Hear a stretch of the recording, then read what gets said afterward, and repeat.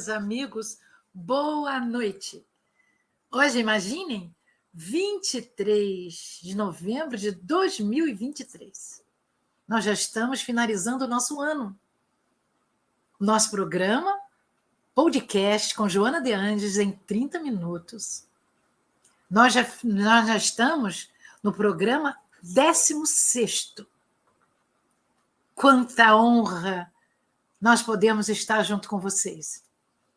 Como vocês sabem, esse programa é do nosso SEAC, Centro Espírita Amor e Caridade, num convênio com a Mansão do Caminho, para que nós pudéssemos trabalhar os conteúdos da série psicológica transpessoal da Joana de Ângeles.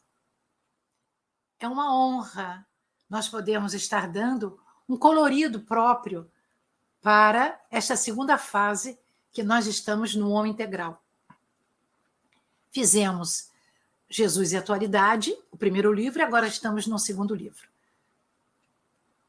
Eu e a Laila Fernandes montamos tudo, fizemos todo o aparato necessário para as gravações e nós contamos sempre com a colaboração do nosso amigo Cássio Nascimento, que é a pessoa responsável por replicar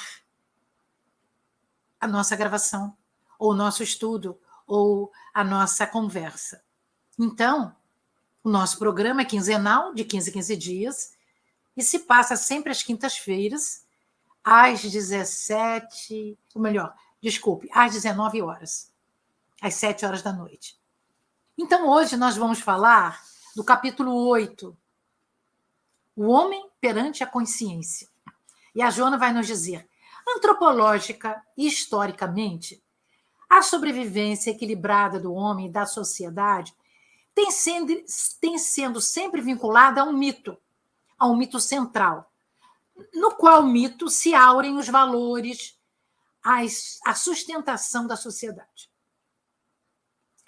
Os mitos passam, como passou os mitos gregos, os mitos romanos. Nós já deveríamos ter uma pessoa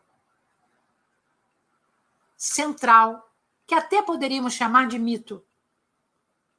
Mas o mito para nós é algo que cai. Mas nós poderíamos chamar Jesus como alguém que deixou para nós há mais de 2000 anos as lições que os mitos não conseguiram deixar.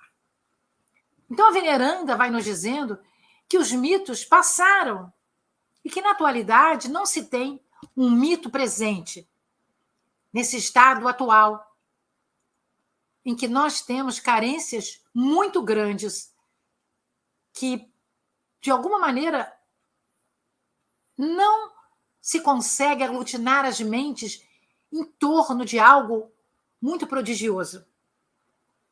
E ela vai nos dizer, a perda de um mito com seus conteúdos psíquicos, que altera os objetivos das necessidades, fazem com que a pessoa mergulhe no vazio que existe. E Carl Gustav Jung, o melhor discípulo de Sigmund Freud, vai nos falar sobre essa consciência. Mas ele diz, a realidade atual é que a existência é real, mas ela é real quando é o consciente que alguém tem. É real porque alguém sabe que tem um consciente, afirmando a necessidade para o Criador.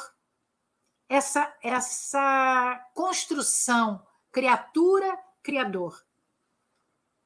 Oportunamente, ele voltou a esclarecer que a tarefa do homem é conscientizar-se dos conteúdos que pressionam para cima vindos do inconsciente. Então, nós gostaríamos de explicar que, na realidade, alguns anos atrás, se buscou uma figura que pudesse sintetizar esse consciente e o inconsciente. Então, se traduz isso para uma figura de um iceberg, que é um bloco de gelo que existe nas zonas mais frias do nosso planeta, e que tem uma parte de cima desse bloco que fica aparecendo naquele mar de gelo. E a parte maior, os 80%, os 85% do bloco, fica submerso nos oceanos, nos mares. Então, na parte de cima é o nosso consciente, na parte de baixo é o nosso inconsciente, que foi subdividido de várias maneiras. E que na parte de baixo, pode-se dizer que o subconsciente é essa parte mais próxima dessa linha do horizonte que divide o consciente e o subconsciente. E a parte mais profunda, que se chama inconsciente profundo. Então, o nosso querido Jung vai nos dizendo que, e a Joana traduz isso de uma maneira brilhante, que é óbvio que os conteúdos psíquicos emergem do inconsciente, formando a nossa consciência, que está lá escondido. As contribuições atuais dessa imersão irão corporificar o inconsciente que surgirá mais tarde na nossa consciência. Desse modo, o nascimento da consciência se opera mediante a conjunção dos contrários. O que seria isso? Seria que o discernimento acontece na medida que a gente tenta entender as coisas contrárias. Por exemplo, o nosso eu profundo e o não eu. O ego e o inconsciente. O sujeito e o objeto. A própria pessoa e a outra pessoa. Dando campo aos conflitos. E esses conflitos vão nos permitir lutas diárias entre nós e o outro, e dentro de nós, cuja vida desses conflitos, proporciona uma satisfação e nos dá, talvez, a ampliação do nosso aprimoramento no nosso dia a dia. Essa dualidade de compostos é que nos leva à reflexão. Porque se tiver todo mundo igual, vamos refletir como? Essa reflexão vai se dar no processo da individuação, ou seja, no crescimento de nós entendermos quem somos nós com o divino. A consciência, do ponto de vista filosófico, é um atributo altamente desenvolvido na espécie humana, que se caracteriza por uma oposição básica e essencial. É um atributo no qual o homem torna-se uma relação com o mundo. Por sua vez, Jung, de Joana, declara que a consciência é a relação dos conteúdos psíquicos com o ego, com essa nossa pequena consciência, pequena tomada de consciência de quem somos, na medida em que esta relação é percebida como tal pelo ego. Mas o ego tem que perceber isso. E conclui: as relações com o ego, que não são percebidas como tal, são inconscientes. O ego não percebeu, então ela fica inconsciente. Na realidade, Joana nos mostra que nós encontramos nas religiões da antiguidade oriental, e particularmente nos mitos da criação, os conflitos em treva e luz, no bem e do mal, com relevância. Isso é muito importante que a gente possa entender esse tipo de coisa nesse século XXI, com tantas dificuldades que nós estamos passando. E o segundo subitem desse capítulo 8 é os sofrimentos humanos, que nesse momento da nossa atualidade, no ano 2023, são muito grandes. E ela começa, a Joana, por Buda, dizendo que Buda considerou a vida como uma forma de sofrimento e que a sua finalidade, a finalidade da vida, era exclusivamente se livrar do sofrimento. Para o budismo, a vida é constituída de misérias que geram o sofrimento. Por sua vez, o sofrimento é causado por desejos insatisfeitos. e pelas emoções perturbadoras. Na realidade, não é só para o budismo. Nós sofremos quando os nossos desejos, nesse mundo ocidental, nesse Brasil, ou nessa parte ocidental do planeta, quando os nossos desejos não são satisfeitos. E o budismo vai dizer: o sofrimento deixará de existir se forem eliminados os desejos. Ou seja, sendo necessário para isto uma conduta moderada. Que a gente não queira desejar coisas altamente impossíveis. Na realidade, a fim de transmitir as suas lições reais, o príncipe Gautama utilizou-se de parábolas, como Jesus também o fez. Então, nós temos que o fundamento essencial dos ensinos do Gautama era a lei do karma, graças à qual o homem é construtor da sua própria desdita. Está certo. O budismo está certo. Que nós sofremos porque nós erramos. Não é que o pai errou, a mãe errou, o marido, a esposa, o filho. O governo é que nós erramos em não aceitar as instruções da vida.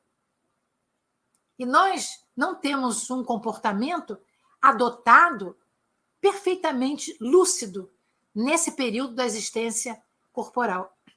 Então, os sofrimentos se apresentam na criatura humana como uma enfermidade que necessita de tratamento, em que se investem valores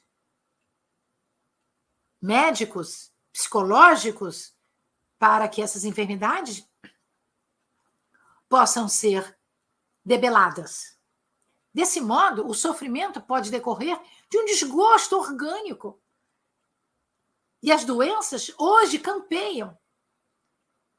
Porque nos códigos da justiça divina, eu planto e eu colho o que eu plantei. Eu semeio num solo que às vezes não é fértil. O agricultor, ele busca um solo, ele ara a terra, mas ele busca um solo que muitas vezes ele aduba. Como é que vamos adubar o solo da nossa vida, dos nossos sentimentos? Usando coisas bonitas, coisas belas. Senão nós vamos sofrer com as coisas erradas que o mundo muitas vezes se nos apresenta. O mundo se apresenta como coisas muito tristes, como agora a guerra do Oriente Médio. É uma tristeza nós vermos a guerra. Muitos de nós já vivenciamos outras guerras, mas não lembramos muito delas. Mas, na atualidade, nos dizem os conhecidos em política que nós temos 10 guerras, com esta agora, ainda vigentes no planeta Terra. Então, os mecanismos, muitas vezes, nos ajudam a diminuir essas dificuldades das doenças degenerativas, que são de cunho genético. Mas, muitas vezes, nós não sabemos que a oração, o pensamento no bem, o pensamento na paz, vai fazer com que, mesmo geneticamente, eu tenha nascido por imposição das leis divinas, geneticamente comprometida, eu posso melhorar esse código genético com o código divino do Pai. Então, a busca do prazer é inata no homem. É inata, é do ser humano, instintiva. E o homem se lhe aferra na condição de meta prioritária. Então, é por isso que, muitas vezes, nós sofremos tanto. Porque os prazeres não podem ser a nossa meta. Eles fazem parte da nossa construção. Ainda no planeta de expiação e provas, temos essas dificuldades de sermos mais prazerosos do que mais espirituais. Então, os hábitos arraigados constituem uma segunda natureza com prevalência na conduta psicológica do homem. Então, chega o momento de nós buscarmos uma sensação dos sofrimentos. Como é que nós vamos buscar essa sensação dos sofrimentos? É difícil, mas a Joana vai nos orientar que o sofrimento faz parte do mecanismo da evolução da Terra. Nos reinos vegetal e animal, o sofrimento, se encontra na embriologia ou na embrionária percepção das plantas, que sofrem as agressões e as hostilidades do meio, as contaminações e seus processos degenerativos. Entre os animais, desde os tempos menos expressivos até os mais avançados, biologicamente falando, o sofrimento se manifesta na sensibilidade nervosa, como forma de produzir novos e mais perfeitos biótipos. Muitas vezes o sofrimento se dá em virtude do homem, que se diz um animal inteligente e que machuca esses animaizinhos, em especial os pets.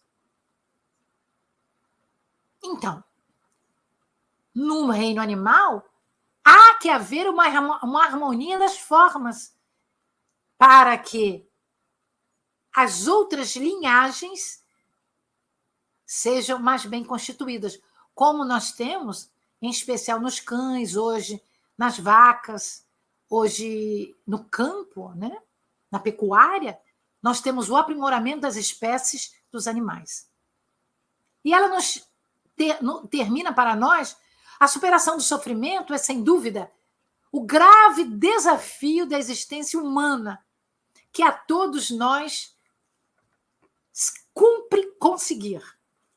Então, nós devemos conseguir meios lícitos, físicos e espirituais, para debelar, para superar o sofrimento. O terceiro item é recursos para a liberação dos sofrimentos. Que recursos nós temos? E a Joana diz para nós, a coragem é fator decisivo. A coragem é fator decisivo para o bem do indivíduo na sua historiografia psicológica. Para aurir a coragem, basta o interesse consciente. O sofrimento em si mesmo é fonte motivadora para que a gente possa tentar sermos corajosos para sair do sofrimento. Muitas vezes, o amadurecimento da personalidade ainda não chegou para nós. E nós levamos um tempo para sair disto. Na maior parte da vida, não existem métodos. Entretanto, a Joana vai nos relacionar algumas fases da terapia liberativa do sofrimento.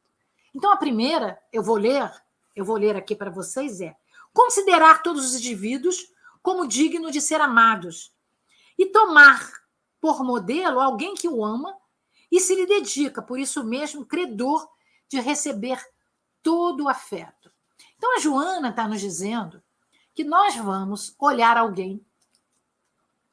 Pode ser o nosso pai, pode ser a nossa mãe, pode ser um amigo, um parente, que nos proporciona essa psicosfera, esse sentimento de amor.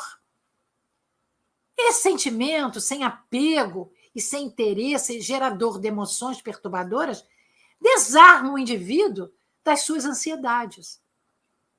Então, nós, pelo ato de nos vermos bem dentre as demais pessoas, torna-se um hábito, vamos dizer, benéfico, preventivo, em relação às agressões do meio ambiente. Então, nós vamos nos posicionar contrariamente às agressões do meio ambiente e das pessoas. O cultivo dessa expansão, desses conceitos edificantes, diz Joana, apaga um incêndio ateado pelo pessimismo, da maledicência, da inveja, da calúnia, tornando respirável a atmosfera social em que nós vivemos.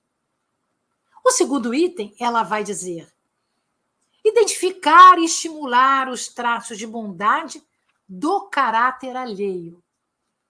Será que nós gostamos de fazer isso?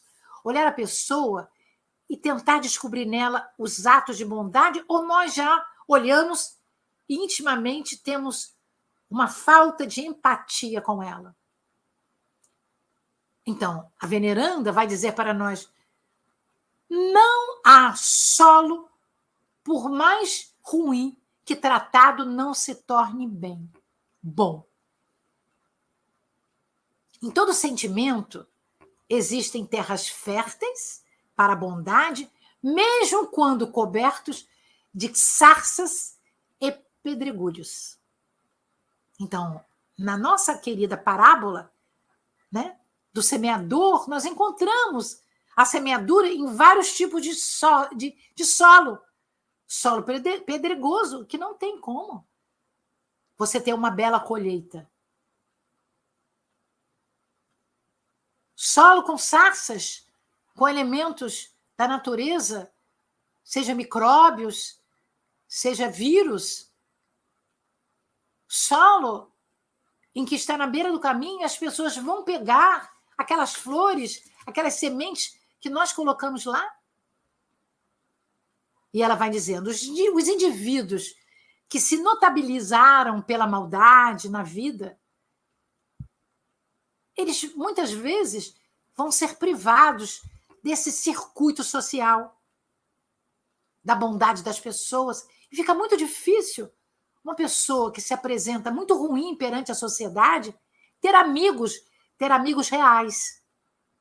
A maldade sistemática dessas pessoas, a impiedade, o temperamento hostil, revelam, muitas vezes, diz Joana, as personalidades psicopatas, que, na realidade, antes necessitam de ajuda do que de castigo.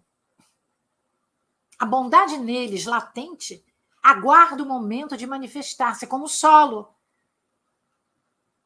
Mas só se vai manifestar com a ajuda de outrem, daquela outra pessoa que tem pela humanidade, pelo indivíduo, pelo próximo, uma bondade latente. Com tal atitude, nós identificamos a bondade na pessoa através da bondade do outro. Que beleza, né? Então, é essa a evolução do planeta. Bondade gera bondade. Gentileza gera gentileza. Então, o terceiro item é aplicar a compaixão quando agredido. Não é fácil nós entendermos isso. Mas Joana nos traz uma reação de pesar ante um ato infeliz, produz um efeito que muitas vezes é positivo. Deve ser desta maneira. A compaixão dinâmica, aquela que trabalha dentro de nós, é aquela que vem da piedade, mas também nos oferece uma sinceridade profunda quando você olha para alguém e você expressa bondade pelo infrator.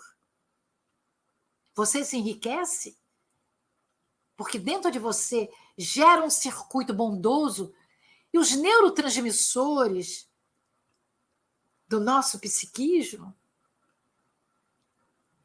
a dopamina, a serotonina, as endorfinas, vão nos ajudar a nos sentirmos melhores. E assim nós atendemos o outro com mais piedade. Dessa maneira, ajudando o outro, cada criatura, com a sua conduta benéfica, impede que o sofrimento campeie na sociedade, que o sofrimento abranja impiedosamente aquela criatura. O quarto e último item é: o amor deve ser uma constante na existência do homem. Uma beleza a Joana trazer isso para nós. E ela vai dizer: há em tudo e em todos os seres a presença do amor. Por quê? Porque Deus essa inteligência cósmica criou o cosmo e tudo que existe no cosmo por amor. Em um lugar revela-se como ordem, o amor, noutro, na beleza, e sucessivamente harmonia, renovação, progresso, vida, convocando a reflexão. O amor é o antídoto mais eficaz contra quaisquer males. Vou repetir o que a Joana nos diz. O amor é o antídoto mais eficaz para quaisquer males. Age nas causas e altera as manifestações, mudando a estrutura dos conteúdos negativos, quando estes conteúdos se exteriorizam. É uma beleza, meus amigos. O amor instaura paz e irradia confiança. Aprimora a não violência e estabelece a fraternidade. Então, quando nós vemos numa família, nas ruas, nos outros países, a guerra, nós vamos convir que a falta de amor, que é o mais poderoso vínculo com a causa geradora da vida. O que é a causa geradora da vida? Deus, que é amor. É o motor que conduz à beleza, a ação bondosa, o cuidado com o indivíduo, o cuidado com o ambiente. Quando nós vemos alguém jogar lixo do lado de fora do carro, ou pegar uma lixeira e dar um chute, espalhar lixo, nós temos que entender que aquela pessoa não se acha amada. Ela não tem amor dentro dela. Ela tem falta de amor. Por isso que ela não ama o lugar que ela vive, nem o planeta que ela foi convidada a reencarnar. A expressão do amor é a bondade de Deus. E a Joana vai dizer: o amor é o rio onde se afogam os sofrimentos. Vou ler. O amor é o rio onde se afogam os sofrimentos pela impossibilidade de sobrenadarem nas fortes correntezas dos seus impulsos benéficos. Sem ele, a vida perderia o sentido, a significação. Puro, expressa ao lado da sabedoria a mais relevante conquista humana. Então, as duas asas, amor e sabedoria e espiritualidade, sabedoria e conquista do amor. Para encerrar essa nossa mensagem no dia de hoje, desse capítulo 8º, nós fomos buscar um livro maravilhoso. É o 9º livro da série psicológica transpessoal, que é Amor, Imbatível Amor. Meus amigos, esse livro é tão bonito. Esse livro data de 1998, é do século passado. E a Joana diz para nós: o processo da evolução do ser tem sido penoso. Não pela sua criação como simples ignorante, mas porque os homens não sabem, não buscam a vivência do amor, ficam impregnando-se cada vez mais do seu obscurantismo que existe dentro de si, das lutas, das sombras, dos arquétipos trazidos do passado. No trânsito do instinto animal, foi de demorada aprendizagem. Para que o homem pudesse sair daquela evolução para chegar a Homo, a espécie Homo, e depois Homo sapiens, e depois Homo sapiens sapiens. Hoje, dizem que nós somos Homo sapiens sapiens tecnológicos. Mas eu acredito, porque eu ouvi isso de alguém, que hoje nós sejamos Homo sapiens sapiens empaticológicos, trazendo a empatia dentro de nós como pano de fundo para que possamos olhar o outro, olhar o belo que existe no outro, olhar a bondade, como a Joana nos explicou, olhar o lado bom que existe no outro e não só olhar aquela expressão ainda difícil que ele traz. Cada espírito que foi criado simples para adquirir essas belezas que nós já trazemos dentro de nós nos esforçamos muito, existe um esforço próprio, um renascimento diário em nossa vida através do nosso autoburilamento, para que nós possamos nos conhecer mais e através deste conhecimento de nós mesmos, nós possamos afastar o ruim do bom. Afastar como? Transfigurando o ruim em coisa melhor. Fazendo uma transmutação da coisa que não é boa, da coisa que nós podemos mudar, porque só nós podemos mudar a nós mesmos. A contribuição, diz a veneranda, da psicoterapêutica, ou seja, dos profissionais da área, muitas vezes vão ajudar aquela pessoa que não consegue se ver, não consegue se estudar, ela tem baixa autoestima e precisa de uma ajuda profissional.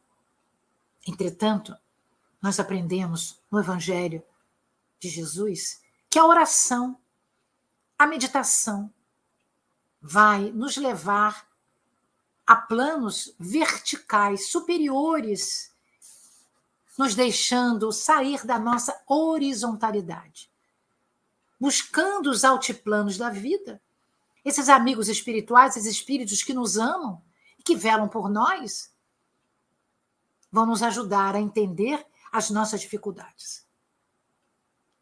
E para fechar a nossa fala, nós vamos dizer: o amor tem sido o grande modificador da cultura e da civilização. Mesmo com esses conflitos todos, desde séculos e séculos, o amor ainda remanesce pouco em nós. Costumes bárbaros, costumes ensandecidos, costumes ainda infantis e animalizados dentro de nós vão ser buscados por nós para expressar o sentimento quando nós não somos atendidos nas nossas aspirações. Nós queremos agradecer muito a presença de todos e dizer que nós vamos, neste ano de 2023, colaborar com mais um programa ainda para o mês de dezembro. Aguardem, meus queridos amigos. Aguardem que nós, em dezembro, faremos o nosso fechamento desse estudo da série psicológica transpessoal. Quero aqui agradecer também a Laila Fernandes, ao nosso Cássio Nascimento e à nossa Casa Espírita, Centro Espírita Amor e Caridade, que abriu as suas portas para que nós pudéssemos trabalhar quinzenalmente junto com vocês. Paz e bem, franciscanos, até o mês que vem, em dezembro. Fiquem bem. Beijos no coração. Nos aguardem.